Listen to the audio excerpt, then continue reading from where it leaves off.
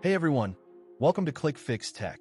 In today's tutorial, I'm going to show you how to fix VALORANT error code VAN9003 step by step. So let's get started. First, open your search bar and type VALORANT. Now right-click on it and click on Open File Location. This will take you to the shortcut. Again, right-click on VALORANT and select Open File Location one more time to access the main installation folder. Here, you'll see Riot Client Services. Right-click on it and select Properties. Now go to the Compatibility tab at the top. Under this section, check the box that says Run this program in compatibility mode for, and from the drop-down menu, select Windows 8. After that, click on Apply, and then click OK. This step helps fix compatibility issues between the Riot client and your current version of Windows.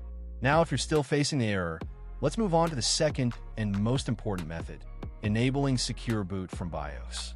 The exact steps can vary depending on your motherboard or PC model, but the process is generally the same.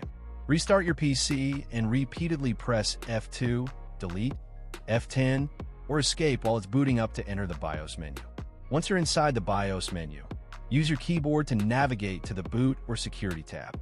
Here, look for an option called Secure Boot. Click on it, and make sure it is set to Enabled.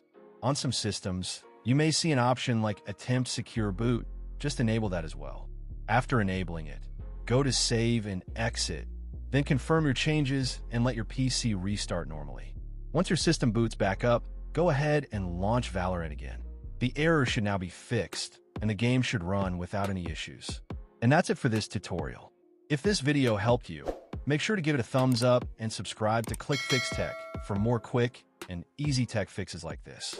Thanks for watching, and I'll see you in the next video.